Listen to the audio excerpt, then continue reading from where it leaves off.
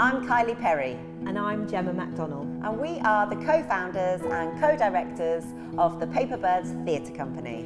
We wanted to make you a short series of films that introduce our style of working and the ingredients that we use when we are making devised verbatim shows.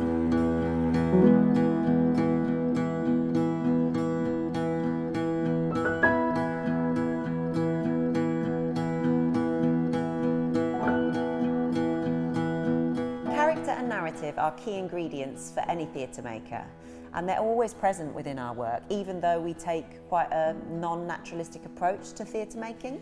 Yeah, so basically we really understand that character and narrative are the way to really draw an audience and bring them into our pieces, and we want to retain that. But often our approach to character and narrative is that it will be quite episodic and that it will be non-linear, in that we will tell parts of the story and we will explore parts of the character in quite a fragmented way. And the parts of the character that we do explore don't necessarily just need to be the naturalistic stuff like where they go and the conversations that they have, but it could also include stuff like their memories or their dreams or their fears. And likewise with narrative, we tend to assess what an audience does and doesn't need to see. And that's how we kind of make the call of the material that we create. We want to keep the strand moving and build that character and storyline arc. Yeah, so for example, in our show, on the one hand, we have a character and we build a scene that is based around the different conversations that she has had with different people at different times, but we put it all into one scene. It's a real honour and a privilege to stand up here today. I just hope I can. Have you written down your emergency numbers, just in case? When I was first asked to do this, I found it really difficult to even know where to start. You should scan your passport. Sometimes when you're so close to someone, it's difficult to really see them, isn't it? To articulate who they were, how much they'll be missed. Generally, the best time to do this is between May and September. Katie was my best friend. And she had the world at her feet. And it was a love of helping people that kept her here whilst we all went away to uni and led her to the hospital, where she was to remain a nurse for the next 9 years.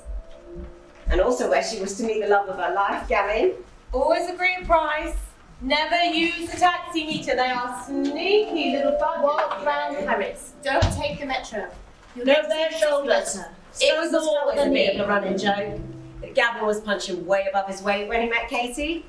But in all seriousness, Gavin, you made her happy. You took her breath away. And then 2 years later, they were blessed with Lily. And I was like to Katie, going, really, it's too soon. And she knew it too. She was scared. I mean, God, how do you sum up a person in just a speech? You don't need these. All the laughs you shared. All the joy they brought you. What an amazing mum she was. We can't. We're also really playful with the way that we cast and perform our characters, so it might be that we are multi-rolling through lots of different characters, all within the same show. Well, okay, if I'm really honest, it makes me sound really spoiled and bratty because I can't tell you a story about being Rose.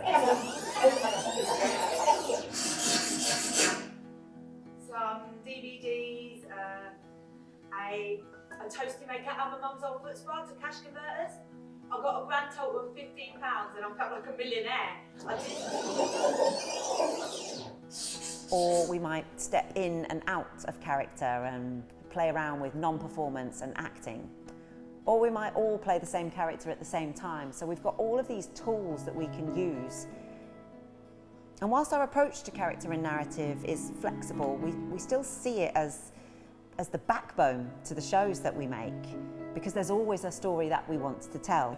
Even with our show Ask Me Anything, for example, where the performers are mostly playing themselves on the stage, there's still a journey that we want to take the audience on, and we've crafted that very carefully because there's a story that we want to tell them. Find out on the next episode of Teenage Kicks, filmed in front of a live studio audience.